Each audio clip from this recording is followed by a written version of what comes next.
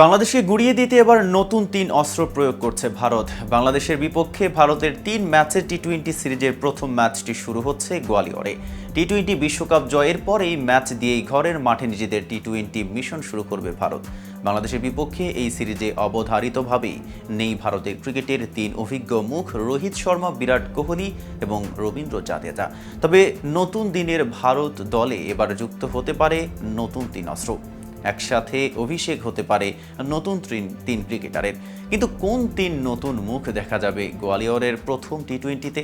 এই নিয়ে বিস্তারিত থাকছে প্রতিবেদনের বাকি অংশে। আর কেটিভি ক্রিকেট চ্যানেল থেকে আপনাদের সাথে আছি আমি মেহেদি হাসান। বিশ্বকাপ জয়ের পরেই অবসর নিয়েছেন ভারতের ৩ অভিজ্ঞ তারকা রোহিত শর্মা, বিরাট কোহলি এবং রবীন্দ্র জাদেজা।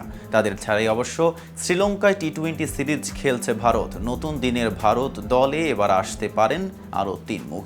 বাংলাদেশের বিপক্ষেই তাদের ভারতের হয়ে অভিষেক হতে পারে জানিয়েছে দলটির একাধিক গণমাধ্যম।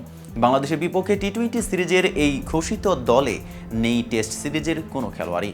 সূর্যকুমার যাদবের এই দলে তাই নতুনদের আধিক্য থাকবে, সেটাই স্বাভাবিক।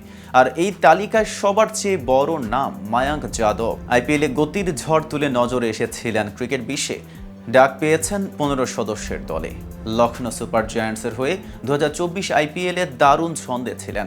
ঘন্টায় ১৫৬ কিলোমিটারেরও বেশি গতিবেগে বোলিং করেছেন।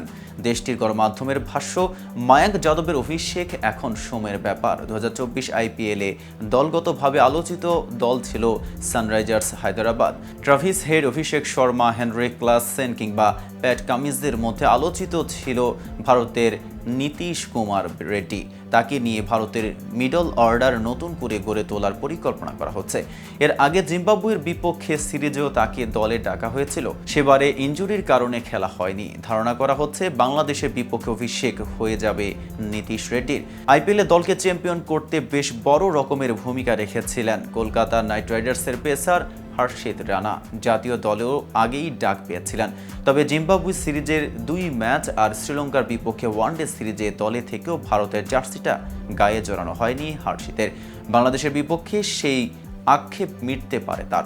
৬ তারিখ গোয়ালিয়রে হবে বাংলাদেশ ও ভারতের টি-20 সিরিজের প্রথম ম্যাচ। পরের ম্যাচ ৯ তারিখ খেলা হবে দিল্লির অরুণ জেটলি স্টেডিয়ামে। আর সিরিজের শেষ ম্যাচটা হবে ১২ তারিখ হায়দরাবাদের রাজীব গান্ধী স্টেডিয়ামে। মুখোমুখি হবে বাংলাদেশ ও ভারত। উল্লেখ্য, আন্তর্জাতিক টি-20-তে ঘরের মাঠে অজেয় ভারতীয়রা ২০১৯ সালের ফেব্রুয়ারিতে অস্ট্রেলিয়ার কাছে সিরিজ হারের পর দেশের মাটিতে টানা ১৫টি টি-20 সিরিজে অপরাজিত ভারত। এই ১৫ সিরিজের ১৩টি জিতেছে ভারত। ড্র হয়েছে অন্য ২টি সিরিজ। ২০১৯ সালে বাংলাদেশ সিরিজের আগে দক্ষিণ আফ্রিকার সঙ্গে ২ ম্যাচের সিরিজ ড্র করেছিল ভারত। এরপর বাংলাদেশ সিরিজ সহ টানা 7টি সিরিজ জেতা দলটি ২০২২ সালে দেশের মাটিতে সিরিজ জিততে ব্যর্থ হয়। এবারও ভারতকে সিরিজ জিততে না দেওয়া দলটির নাম দক্ষিণ আফ্রিকা। ৫ ম্যাচের ওই সিরিজটি ড্র হয়েছিল ২-২ ম্যাচে। এরপর দেশের মাটিতে ভারত সিরিজ জিতেছে টানা ৬টি। তো ভিউয়ার্স, ভিডিওটি সম্পর্কে আপনাদের কোনো মতামত থাকলে জানাতে পারেন কমেন্ট বক্সে। সাথে নিয়মিত ক্রিকেট আপডেট পেতে কেটিভি ক্রিকেটের সাথেই থাকুন।